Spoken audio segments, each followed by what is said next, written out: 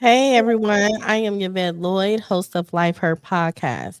We have an inspiring, an amazing story tonight, and I'm really excited about it because you really don't see too many beauty salons catering to our youth. And Wanda, she is doing it all. She's doing it big. And these last 4 years, she really have been killing it. And it's really amazing because from going from corporate to transitioning into something totally different. However, her expertise show within her own business and she is killing it right now. So everybody, I would like to welcome Wanda Roberts to Life Her podcast. Hey Wanda. Hi, thank you. Thank you for the intro. I did not pay her, you all. She said that all on her own. Thank you. First and foremost, I would like to thank you so much for being on my podcast show tonight. And I would like everyone to get to know you. So, before you even became this successful beauty salon owner for youth, I would like to know who were you before you became this success? Yeah, so you're saying you cut out a little bit. We have a little bit of cutting in and out, but you're saying before I became the owner of Yes. this empire that I'm building, who is Wanda Roberts? Did I get that Yes, right? ma'am. Okay. Well, Wanda Roberts is actually I'm in from Atlanta, Georgia. I live in Atlanta, Georgia, and I'm actually from here, which is very rare because the majority of people you meet here because we're a melting pot. We're kind of from all, people are from all over, but I'm actually born and raised in Atlanta, Georgia. I have siblings, but I was the only child in the household. So was raised in a very loving household with my mom and dad, my first two best friends, and two of the smartest and kindest people I know. So I will always claim that as the strong foundation that I have always stood on and that I'm so grateful for. When I think about just, looking back at my younger self, I really, when I reflect on that, it really is my younger self is kind of like me now. But it was that then it was just building a foundation, right? Always been a creative person. Anything I can create with my hands. I love creating. That's something I love to do, even at the salons, doing the design, creating beautiful places, atmospheres, and experiences, those types of things. Always been a really hard worker, grew up with parents that said, if you're not going to do it right, don't do it at all, type of thing. Yes. So I always grew up with that. And that's still, yes, a big part of me. Even the whole, we got to work 2 times, 3 times, 10 times as harder, right, to get to the same spot our counterparts are getting to, which I'm trying to unlearn that one a little bit. And we maybe get to that later. But all those things, very hard worker, always been a people person, always have had this sense of we are all part of something bigger. We are part of a sum. So that I've always been a people person, extrovert by nature, and leader by nature. I always had leadership positions in school. So all of these things, when I think about, who is Wanda Roberts, it's been developing. You take steps every day, getting closer to, your current self. Fast forward from my childhood to 40 something 40 and some change something years later. I had a career at Deloitte Consulting as a technology consultant, VP of one of the alliances there, project manager by trade. So that's, me by trade, graduated from Spelman College with a computer science major. Okay. But retired from an 18-year career, actually, from Deloitte a couple of years ago, which was all in my business plan. Retired a couple of years ago so that I can, all of the great things that I into my own business and continue to grow this empire to the vision and what I know that it can be.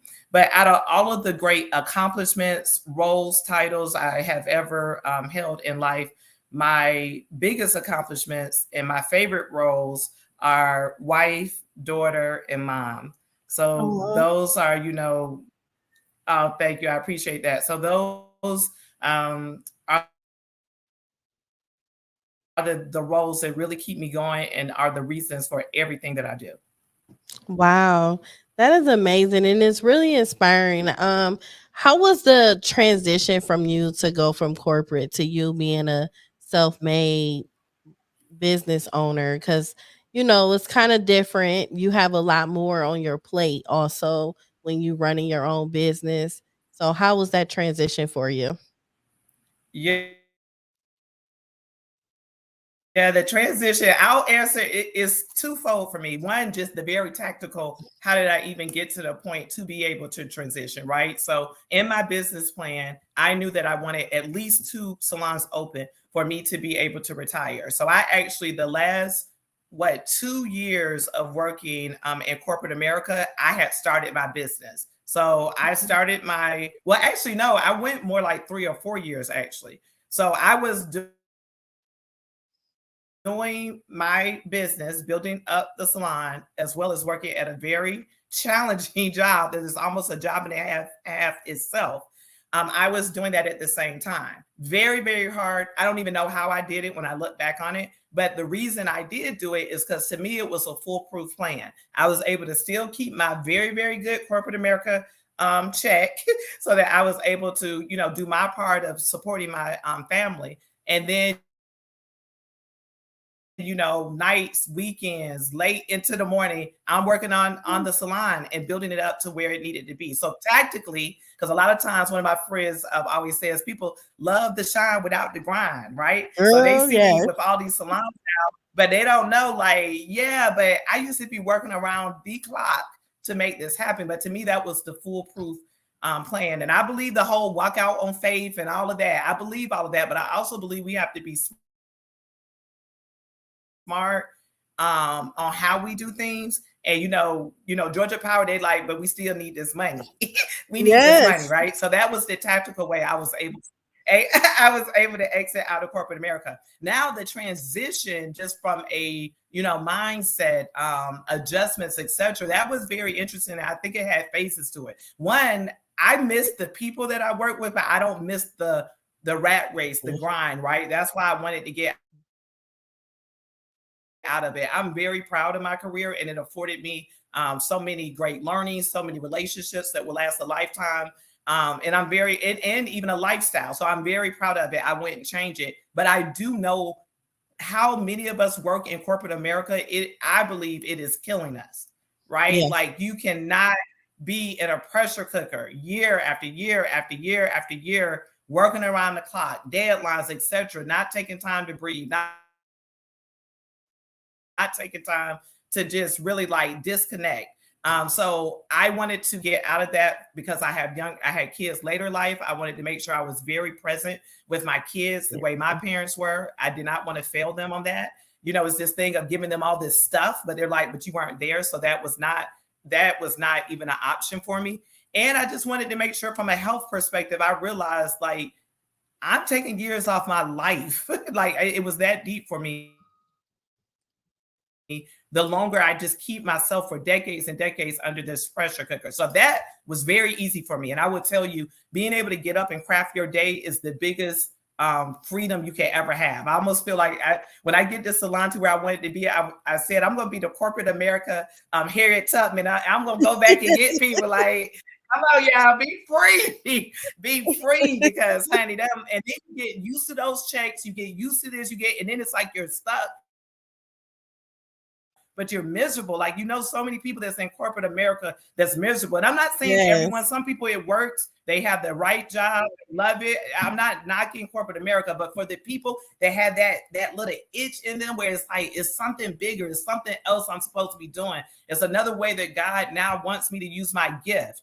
That how I got out of corporate America, I just like to share with people because anyone can do it. You got to set a plan. It wasn't overnight. It was 4 years of me going, basically doing both until I could exit.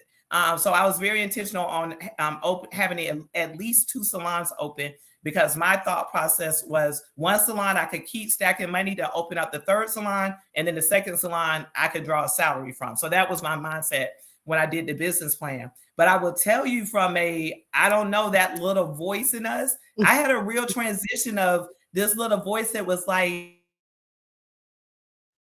you didn't really build this empire that you're building. You didn't really do it. You're just really lucky and really blessed that it's working out. And you know what? That little voice is right about me being blessed and having a lot of grace and mercy from God. But what I had to call like lie on that little voice was like, no, Wanda, you're used to doing, and you're still doing, but you're doing it in a different way. Now Yep. you're spending more time on strategy and vision, and you build it that way. I built my salon and I started the start of this empire building, knowing that I didn't want to be on the front end, because if I'm on the front end, I can't scale to the amount of salons that I want to be able to scale to. So I did have to quiet that little voice that was saying, oh, you're just really lucky. Yes, I'm lucky, I'm blessed, I'm all those things. But I put a lot of brain power, process, intelligence, knowledge, business practices, etc. I poured into my business Yep. to get it to where it is. Yes, I know that exact feeling when you Yeah, pour that so much imposter into it. syndrome is real, and I think it's Yes. just ongoing phases of it that you have to just be like, oh no, no, no, the devil is a liar. The devil is a liar. You did a lot of things that made this happen, but it was just very interesting going from just doing to being able to Mm-hmm. I actually can breathe. I'm still busy. I still have a lot to do, but I have more moments that I can breathe. And guess what? That's normal. That's what you should have. But because we are Yeah. so wired, especially very high, like I'm a very driven person, because we're so I'm so wired that way. I almost felt like because I had a chance to breathe, that it's like, oh, you're not really doing. No, you are. You're doing a lot, You but you are. just took that crazy load. You took the impossible. Like I still have a heavy load. I just took the impossible load off, the ridiculous load off, the taking years off my life load off. Mm-hmm. Yes. And a lot of times people don't take that part into consideration when we do have a lot of load on us, because sometimes we make it look easy. And they Mhm. don't think that we just be really doing the most. And they be like, well, you already. I'm like, no. Then they You don't see all that. just adding stuff. Everybody too, corporate America, family, friends, everybody. You Yes. gotta tell them. I start communicating to everyone. I tell them. I tell my kids, I mean, sometimes they will be eating and they're about to go for their little second of whatever they want, and I haven't even eaten yet. And so now I've got to the point where sometimes I'll go ahead and get my husband, my kids, whatever they want. But sometimes I'm like, hey, you all, Hold up. I just want, right. I just want everyone to notice everyone has eaten except mom.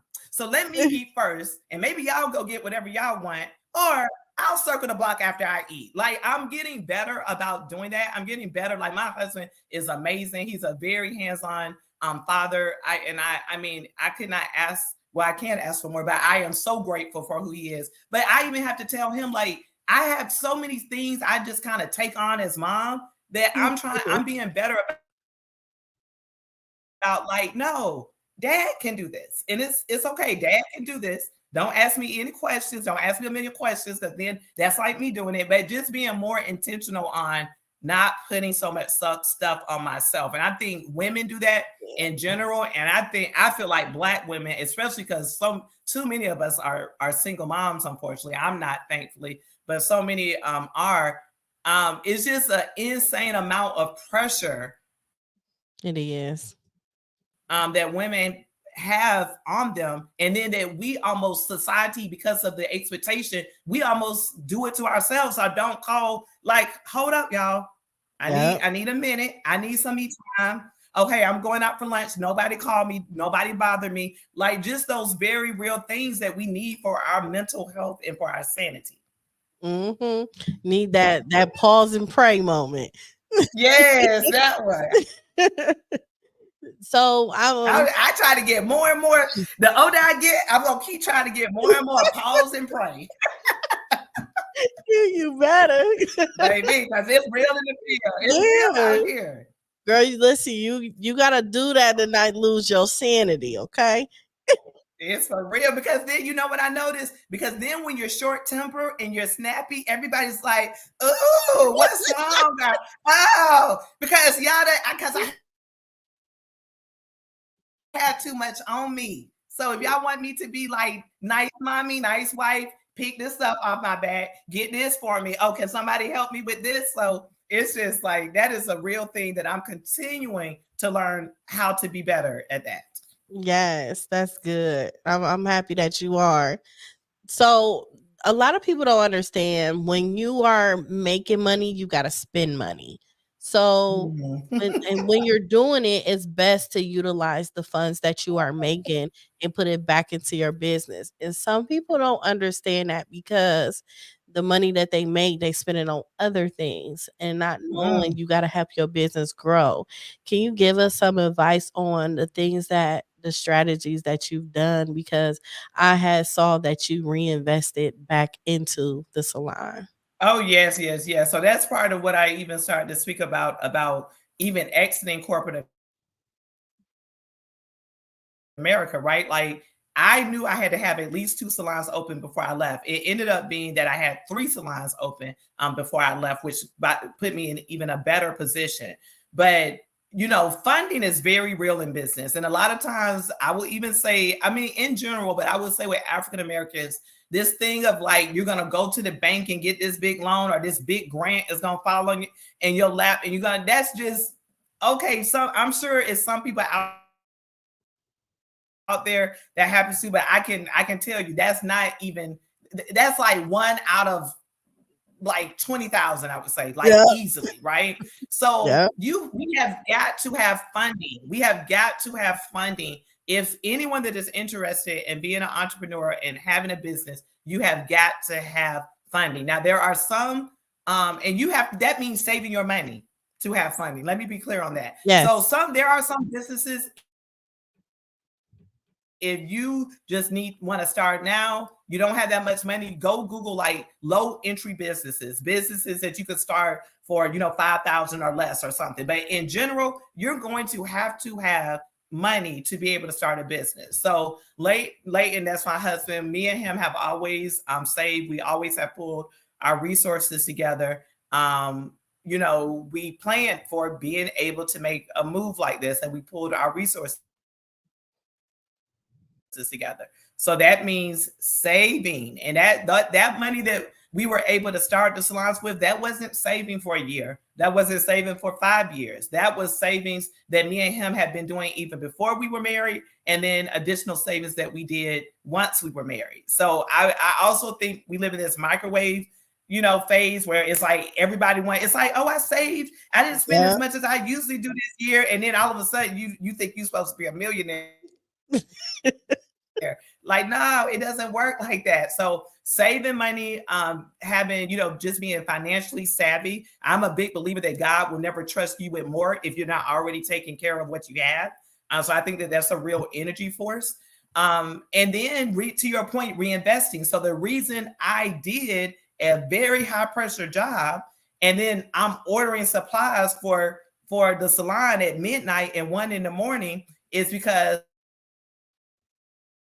I wanted that corporate America check to keep coming in so I could support my family. And I wanted to get the salon to the point that I could just stack money. Once we started having a profit, I didn't even count that money. That money just stacked because I was living off of my corporate America job, right? And that was Right. very intentional. So I could just stack that money. And then that's what we reinvested in ourselves and opened up the second Mm. salon. We did the same thing on the third. The third ended up already being a salon, so we didn't have to spend as much of our Oh, budget, which allowed us to stack some money, but quick, in a quicker fashion. Well, I'm sorry, the second was already a salon, so we opened it with less money than usual. And then the third salon, we were able to open that up even quicker because we didn't nice. spend the usual budget we would have on the second. And we're self-funded.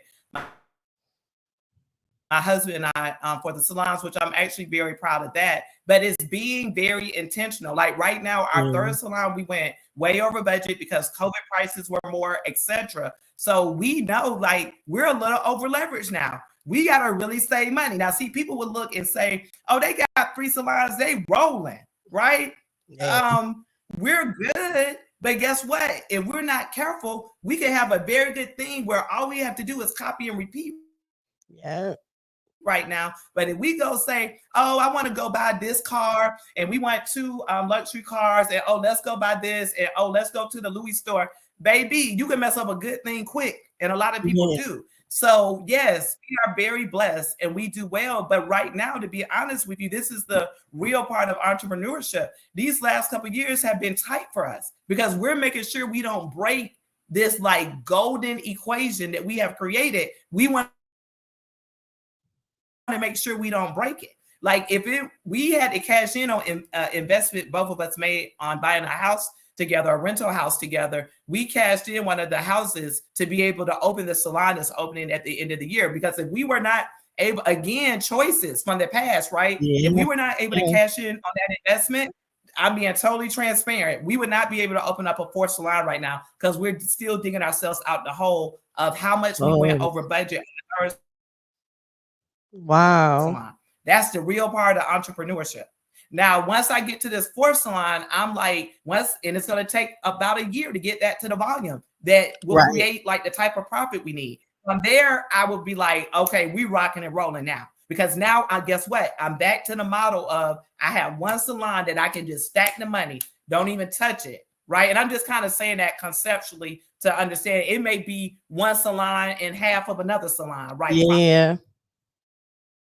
Profits, but just for just for an easy conversation, we'll be back to the point where we have one salon where we can just stack money. And then guess what? That's going to be invested in the fifth salon. And we made sure we were very careful this last year or so, because if we made a wrong move, we could have broken a golden equation. Like we worked hard to get to the point where all we got to do is copy and paste. But if we weren't smart about how we were moving with our money and the decisions we were making, we could have Definitely broken that.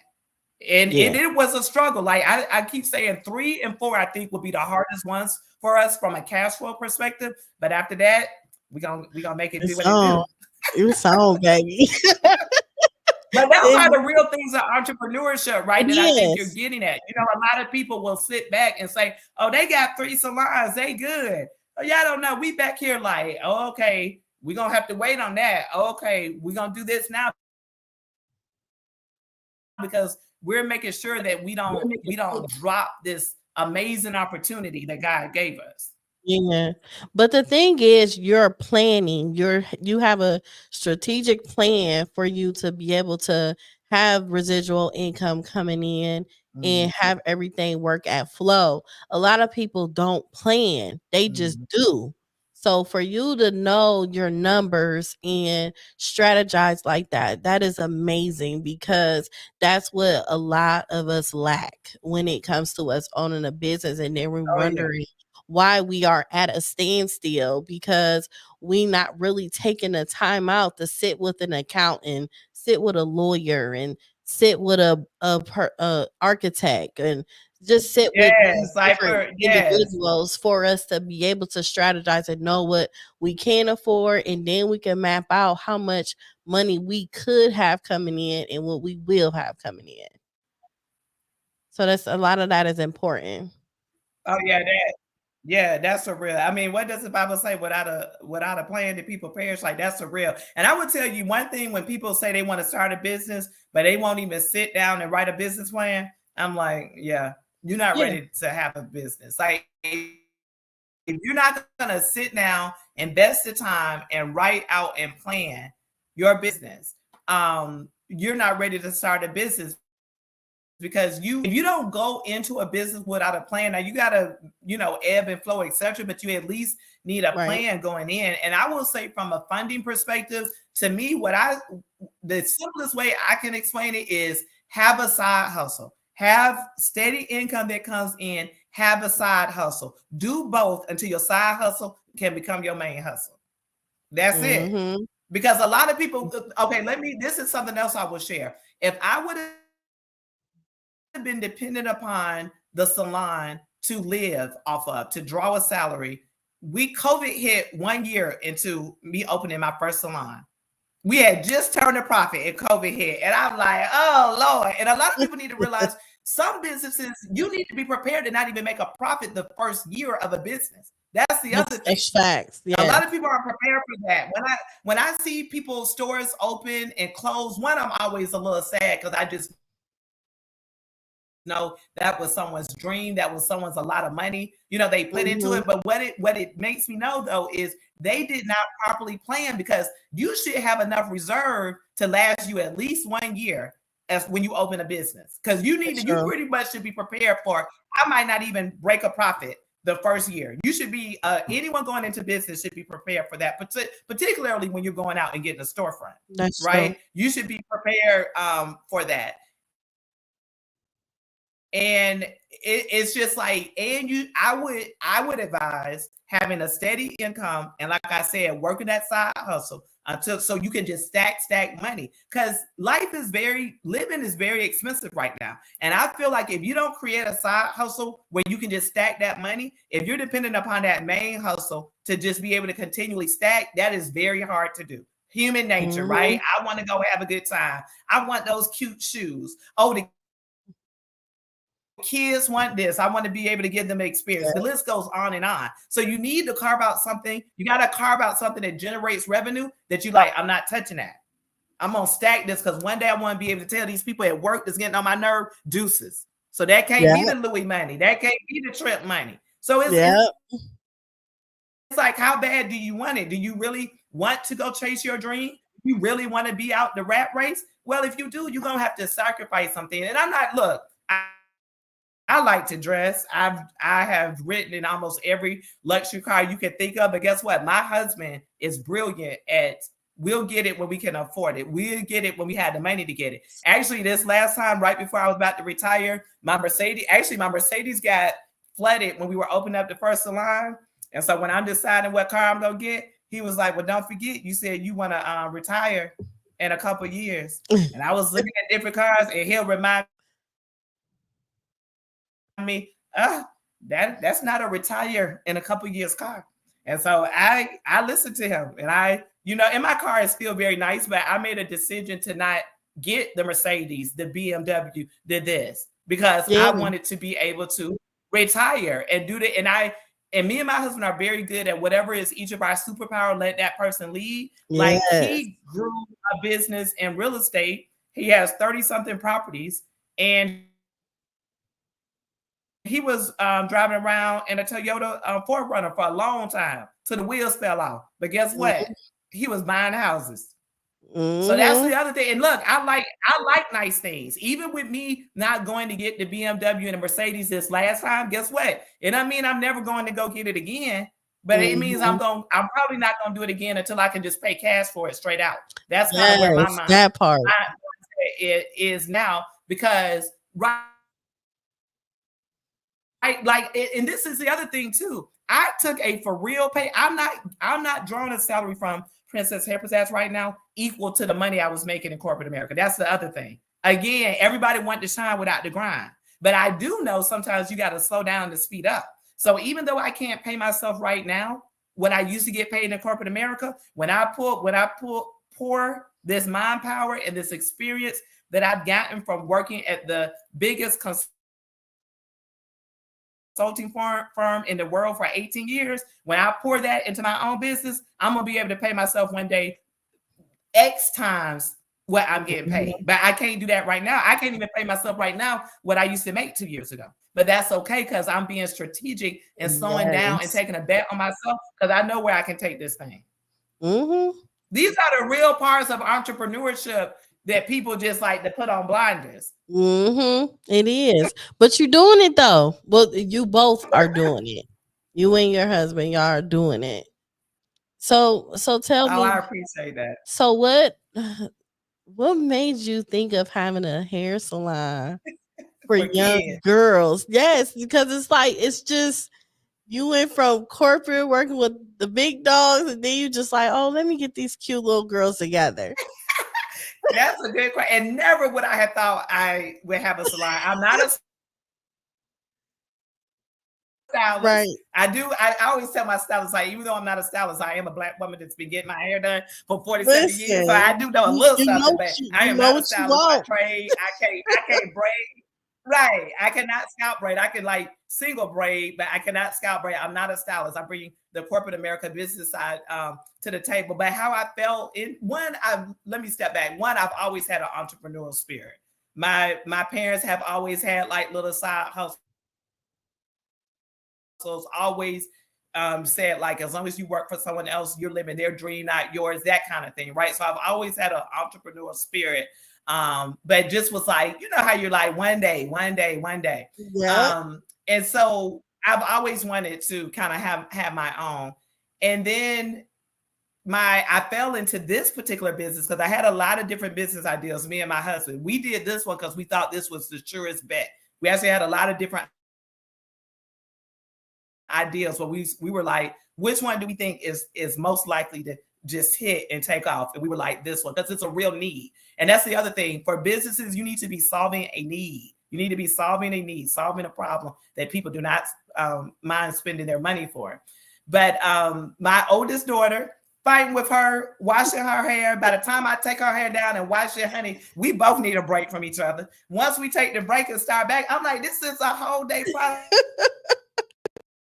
process. I was like, pay someone to do this. I did not want her. This is my oldest daughter. I did not want her though in salons where, in salons and barbershop, the conversations, honey, we be talking about some things. So yes. I did not want to expose her to that. So I said, I didn't even know if they exist. I said, I wonder if there's any kid salons. Let me see if there's some kid salons. I looked, I found one, and then I would notice. And I was at every 2 weeker because I wasn't trying to go back to that 24-hour hair day thing I told you about. So I was at every 2 weeker, and then I would look up, I would look to my left, look to my right, and the same people from like 2 weeks, before would be there. And I'm like, because they were every 2 weeker too, because they didn't have time. Right. So I said, you know what? This is a good business, and I can do it better than them. And that's how Princess Hair Pizzazz was born. Listen, so besides doing hair, what else do you offer? Hair is the main service by far. We, in our Stonecrest location, we have pedicure and manicure chairs. So we just started doing the manicures and pedis for the little girls. And in that location, we also have an event room. So once we get the manis and pedis going, because I'm very big on, and I learned this from being project management, I'm very big on phased approach. Yeah. So we have the manis and pedis going now. We'll do that for a while, get the kinks out. That's what people need to realize too. When you first roll out something, very few times is it just going to be perfect. So I always like to leave time to get the kinks out. Oh, okay, we need to adjust this. Oh, okay, we need to do this a little different, right? So we'll get the kinks out of that. And once I feel like, okay, this is our process, we have that, we got that rolling, we will then start having parties in the party room, like different birthday party themes and etc. that the parents can rent out. And that's also going to be in our fourth location. Our fourth location will have the mani and pedis for the little girls, as well as the event room for parties. So those are the additional things that we do. I have a whole book. My mind is always just going. So I have a whole book full. I mean, I would say 75 different business ideas, easy as extensions to what I'm already doing. Yes. But again, I'm being very intentional, because I don't want to start so many up that I go right back to that rat race of corporate America that I worked so hard to get out of. So I'm pacing myself. Right now is about getting these salons open, making sure I continue to improve my processes, etc. But I have ideals of additional things, arms and legs and branches and roots and all those things that will come from what we're already doing. That is amazing. And the hairstylists that you have, do they also do adult hair, or they just strictly like doing kids hair? Most of them have, the ones that have been with me for a good amount of time, which I have a lot, which I'm very proud of that, because in the salon culture, beauty industry, you don't hear a lot of that. Yes. But a lot of them have a passion for kids. They really prefer doing kids over adults, just because of pouring into them. Yeah. This big old smile, being part of their confidence journey, etc. But some of them do adults. We do some adults at the salons. We have some moms and aunties that's like, I want to get my hair done here too. And we have some of the best braiders in Atlanta. Like, that's real tall. So, some of them are like, I want to get my hair braided here too. So we definitely are tailored and focused on 19 years old and below. So it's not just the little of the kids. Some people don't know that. We do have teenagers, etc. So we do focus on like 19 and below. But we do some moms and aunties hair as well. But yeah, a lot of them have passion where their main focus is definitely the kids' hair. That's really good. So what are your plans 5 years from now? Where do you see yourself and what stance do you see your business? Because I I see love you that doing question. You know what? I it love that. I'm like the 5-year plan queen. A lot of people are like, big. you work the heck out of your 5-year plans because I make it happen.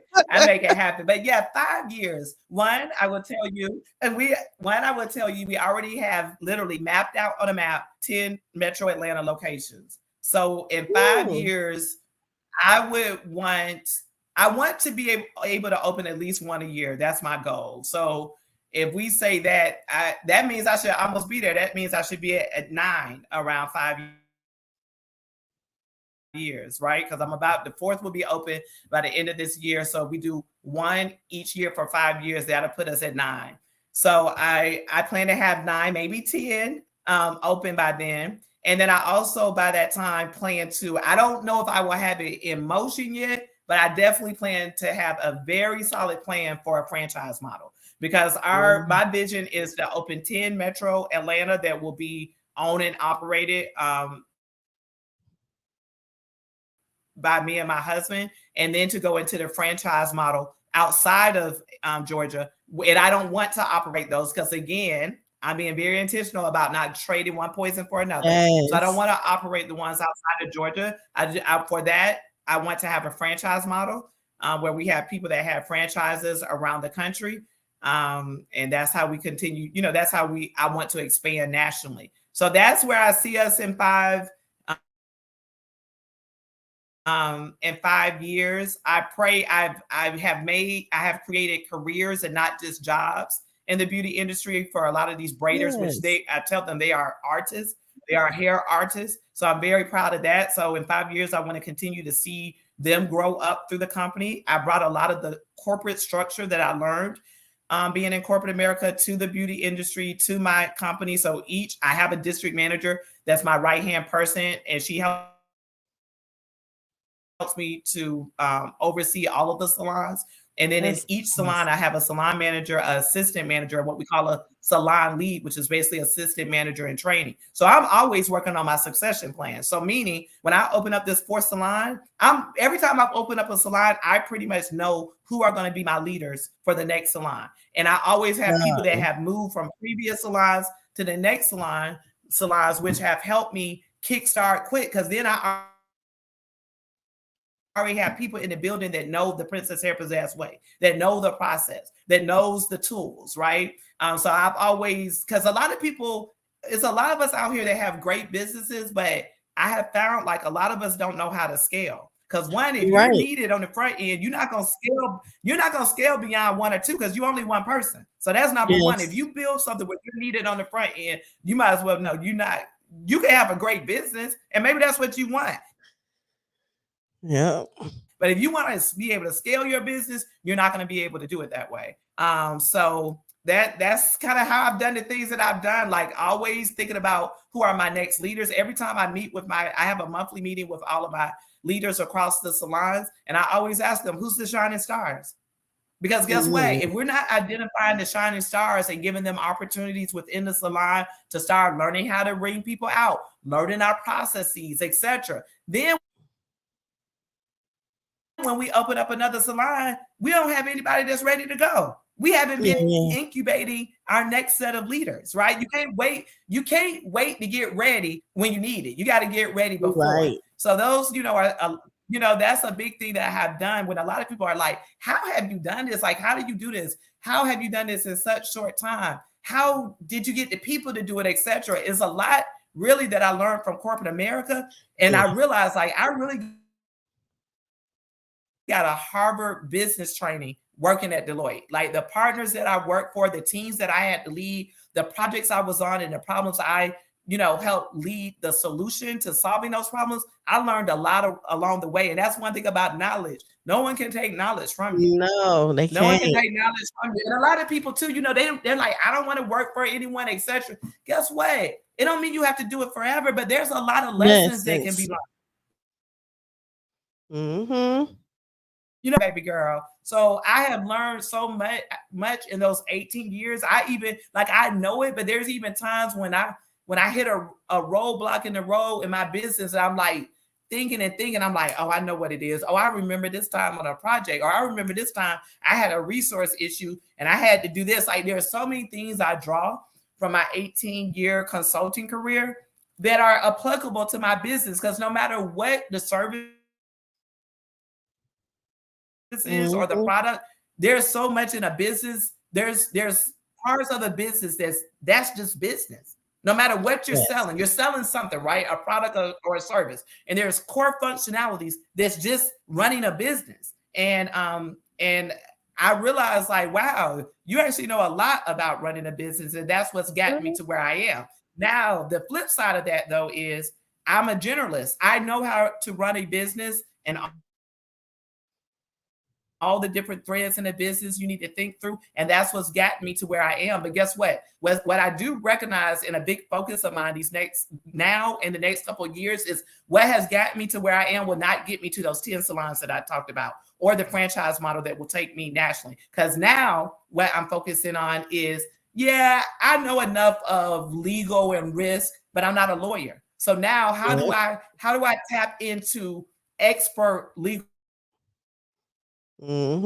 advice, right?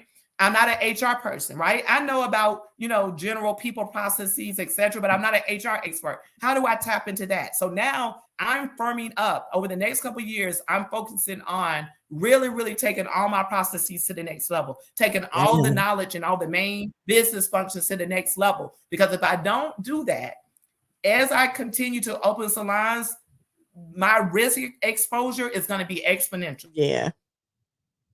Yeah. So the risk exposure I have right now, about to open up a 4 salons, is going to be times whatever. Every time I add on the salon, if I got a risk or I have something where it's like, y'all have an all right process, but you really need to up that process to this. So I'm focusing on making my foundation. Like I am very proud of the foundation that I have built, but I'm very aware of my gaps. I'm very aware that I'm not a lawyer. I'm not an HR expert. So now, how do I go fill those gaps to make, like, my foundation is like this? I want to double it or triple it, because again, what I know I want to build on top of that foundation, I got to make sure I keep making the foundation stronger. Yes. And honestly, I'm gonna keep it real with you, Wanda. I learned that the hard way. I did. I learned it the hard way when I had a bigger daycare center. I was able to have like 150 kids, and I learned that the hard way with having a HR and having different people in place of their expertise of knowing how to do that, because I thought I could do everything. Oh, no. Yes, I thought I could do everything. And then when I did have people do stuff, they weren't doing it right, and I ended up having to take over. It was just a lot of mistakes that I made that I'm glad I bumped my head. So next time go around, I'll be able to have it right. But those things that you stated is very important, and it does help you grow on to the next level. And you have to continue to educate yourself.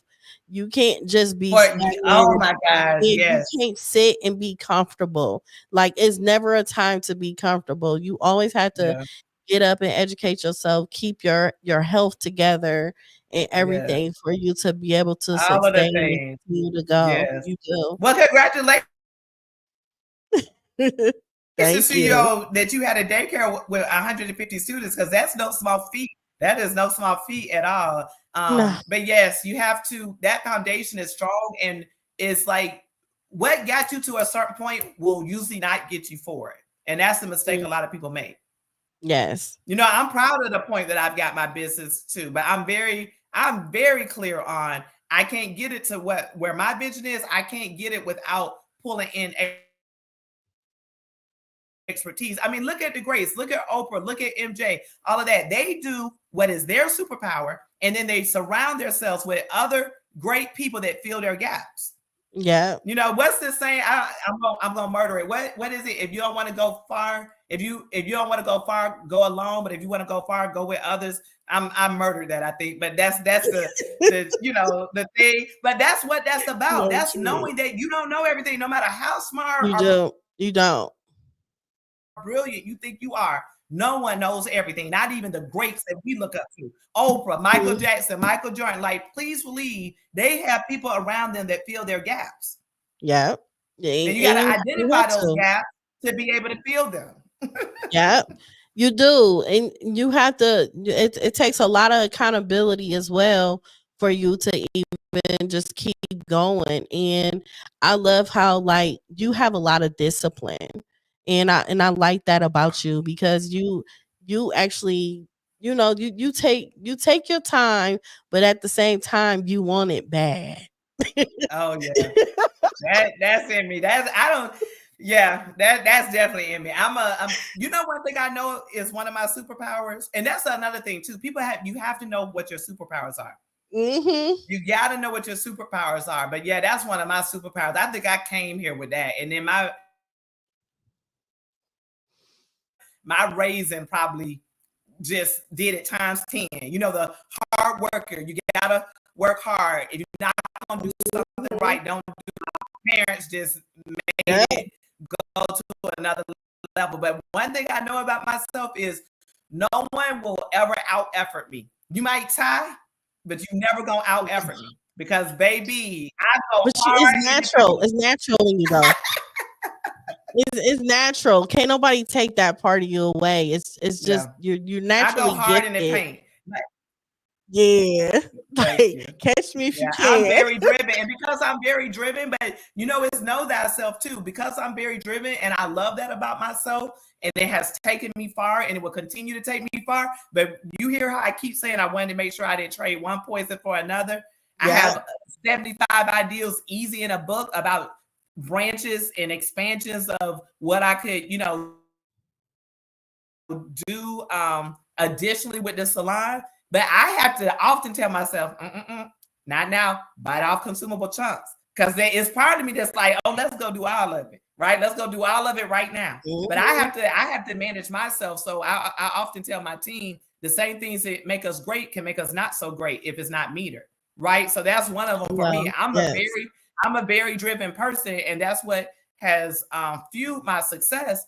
But I can also run myself so ragged and so thin that God forbid, if I have a breakdown or something, I built this empire and now I can't even enjoy it, or I can't keep it going. So the same, just like I'm a very dominant personality, right? I shoot straight. I'm a passionate person. That has also taken me far. But guess what? I know sometimes when I'm having hard or difficult conversations, I have to be careful to make sure I don't come off too strong. Yeah. But I gotta make sure I put a little this in there and a little that, to make sure my passion and my dominance. Yeah. I can agree with that. So the same things that make you great can make you not so great if you don't meter them. That is so true. That is so true. So so after us knowing your 5-year plan goal, what do you do for yourself as far as self-care and everything, and slowing down your mental and not be so hard on yourself? I'm telling you, what you say, did we say pause and pray? And you know what? I believe in too. Just like the grace and mercy God tells us to give others, make sure you give it to yourself. Mm-hmm. So one, I will say, I try not to take myself too seriously. I like to have fun. I like to laugh. I like to even laugh at myself, right? When it's like, really, girl? Like, did you really just do that? Like, now you knew this or that. Like, I try, like, if we're not having fun, what are we doing, right? Even in business, even with my teams, like my team, we have a quarterly fun event each month. And there's a lot of reasons I do that, camaraderie, what have you. But the main reason is we work hard, so play hard, right? So I'm very big on not taking myself too seriously, having fun, making sure I mean, laughter is medicine. I really, believe in that. Making sure I take out time, my family, my kids, and my husband, my parents' favorite people in the world. So I really try to make sure I make time pause, no matter how busy we are, that we just connect. Even when we're having busy weeks, it's like we got to slow down. Let's eat together. Let's do that. We may not do that every day, but it's like, oh, wait a minute, we moving too fast. Let's connect. Let's ask each other how our days were. That type of thing. And slowing down to celebrate. I believe big in that. Okay. That so many times, especially being a driven person, it's like on to the next, on to the next. Okay, I got this. Now what? Nah, we gotta celebrate. We gotta celebrate. We about to open up another salon. Look at what we did. Here we go. Yes. Like, we gotta celebrate this weekend. My youngest daughter is turning 5, so we're doing a big birthday party for her. We gotta celebrate. My baby's 5 years old, so I believe in pausing and celebrating life's moments. Right? It's That's kind of the good. whole. Don't wait to and sometimes you got to get the china out and just eat, because that's what you want to do. Sometimes you got to put on that red dress and that red lipstick, because it's like, honey, I'm looking good, it's feeling good, right? Like, it's like creating those moments, right? Creating those moments that matter are Mhm. really big to me. And then just from a thing that I like to do, that's kind of my woosah, shopping. I love shopping. Nothing like some retail therapy. I'm a Yes. foodie. I love to eat. So nothing like some take myself out to eat. I'll go out with the girls therapy. And I love travel, and I love music of any kind. And live music, you put Okay. me in front of a band, and baby, I'm in heaven. So I just try to make sure Okay. those things that bring me joy and that make me happy, that I interject those even in my crazy busy life. Okay. So, how can anyone get in contact with you and also utilize the services that you provide at your multiple salons? Oh, thank you for asking. So Princess Hair Pizzazz, a luxury kids hair salon. We do designer braids, silk press, ponytails, pretty much any hairstyle you can think of. We do it. We have 3 locations: one in Cascade area, one in the Cumberland Mall area, and one at Stonecrest. And we have our 4th location coming at the end of the year in Stockbridge. We are on all social media forums with the tag Princess Hair Pizzazz. Please know in Pizzazz, there's 2 Z's in both places, Pizzazz, but Princess Hair Pizzazz on Facebook and Instagram. So we can be found there. And then www.princesshairpizzazz.com. We can be found there. We are easy to find, so please find us. And I always like to share Yvette with with the clients, and just whenever I do interviews, is that it's more than hair to us. Of course, Yes. hair is the main service that we create, but we put a lot of money in the salons we open. They truly are luxury. But the reason we make those kind of investments, because I want our salons to be a place where girls are celebrated, and especially our brown girls. I want them to know that they are royalty. I want them to feel like they are royalty, so that they know that they are royalty. In each of our salons, we have a wall, what we call the Shiro wall, which is a wall of influential women of color. And I want them to see reflections of themselves, so that they know that they can be anything they set their mind to. So it's more than hair to me. It's about creating these spaces where our girls can be celebrated. Wow, that is amazing. Well, thank you so much for being on Life Her podcast tonight. I would like everyone to subscribe on our YouTube channel, and you could view this again on all social media platforms, and it also will be uploaded later on tonight on the Apple, Spotify, everything you could think of. You can't help but to listen to Wanda because she's going to be on everything. That is, I love it. I love it. And Yvette, thank you so much for this opportunity. I'm so glad to know of you, and that our paths have crossed. If there's anything I can do, as a woman, as another sister that's doing the doggone thing, please let me know. It's nothing but a call, a text, an email. Congratulations on your Thank you. podcast. You are really official, honey. Like, you are Thank official. I you. probably will be reaching out to you someday, if I ever want to do something like this, Sure like, can. Yvette, okay, how do I do this? You So sure please answer my can. call too. But congratulations on your platform. I see all your followers too, honey. You legit. So congratulations on your platform, and thank you again for having me on. I really appreciate it. Thank you. I appreciate you. Everyone, thank you and good night.